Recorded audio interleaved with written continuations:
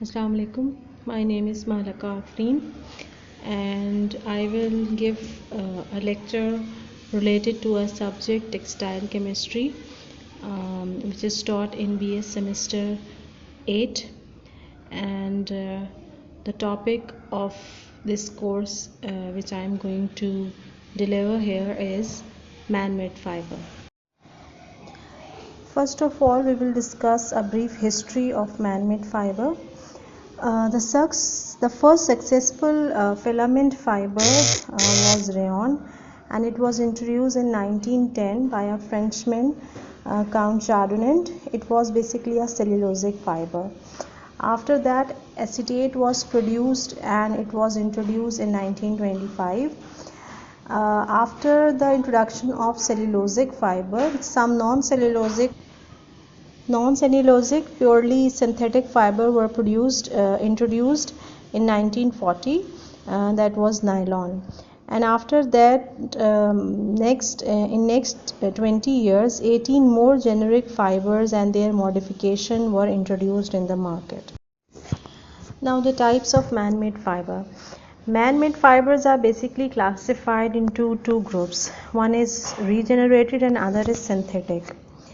In regenerated fiber, the polymer already exists, that is cellulose, which is taken from plants, trees, different parts of the plant.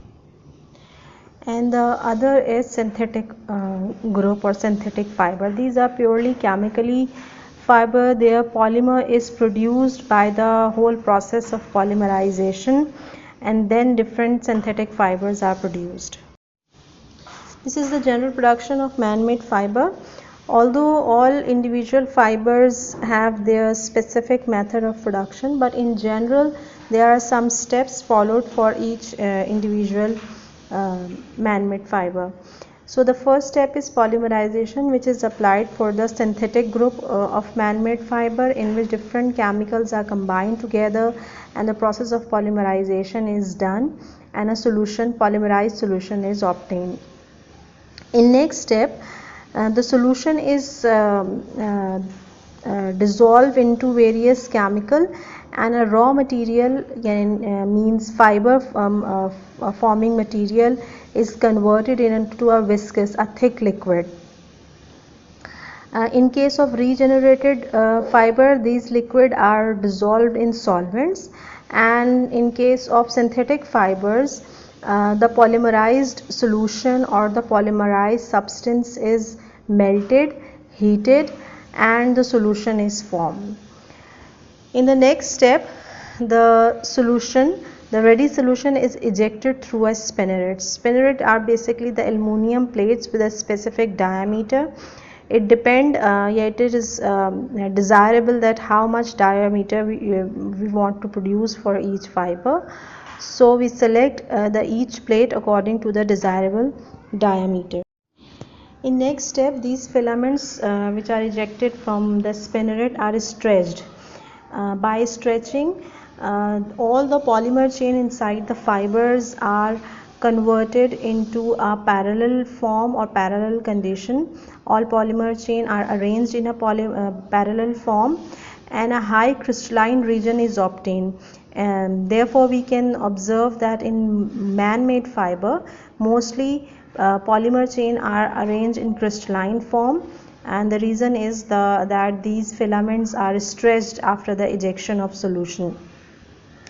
This stretching of fiber creates a crystalline region which decreases the absorbency of fiber but increases the strength of the fiber. After stretching, spinning of these polymer chain are done, which is basically done through three processes: wet spinning, dry spinning, and melt spinning.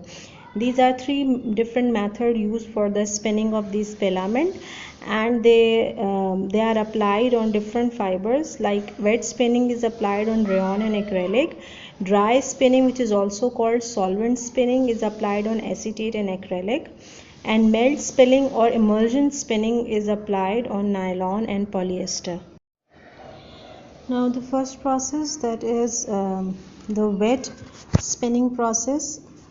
Here we can see in this diagram, this is a diagram of wet spinning process. Wet spinning is one of the oldest and most complex process, but still it is used by many industries. Here we can see the raw material or the polymer solution is first filtered and then it goes for the spinning process. This solution is ejected through the spinneret, and as it is ejected through the spinneret, it get contacted with the acid bath.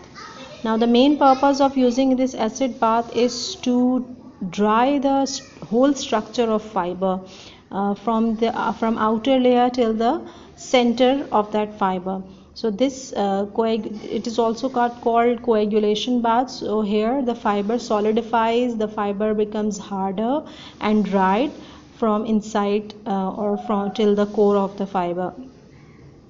Then as the fiber comes out from the acid bath, it is contacted with air, atmospheric temperature, and it becomes dry, and the whole wet spinning process is completed.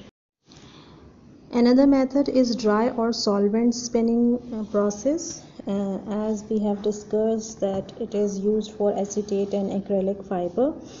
It is also called a direct process or solvent process spinning. In this process solvents are required, and these solvents are mixed initially on the raw solution or the fiber forming solution, that is the polymer solution. These solvents are mixed in that solution.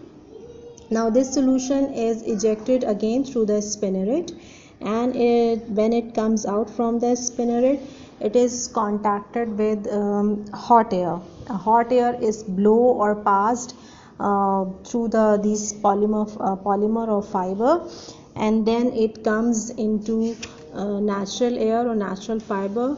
Here it becomes harder, and the filament is ready.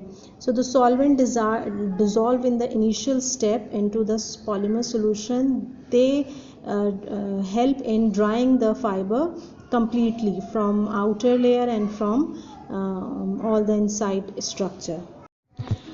Now this third method is called melt spinning or immersion spinning, and this method is applied for synthetic fiber. This is the least expensive and direct process, and it possesses a high spinning speed. As I have discussed before that this is used for nylon and polyester. In this melt spinning process, the polymers are converted into chips or into solid form. These polymer chips are melted. Heat is given to them and they are melted and becomes in solution form. Now this solution is pumped and forced through the spinneret, and they are ejected in the form of filament. These filaments are contacted with cold air, and after that as they are contacted with air, they become dry and harder, and in this method the whole spinning process is completed and we get the man-made synthetic fibers.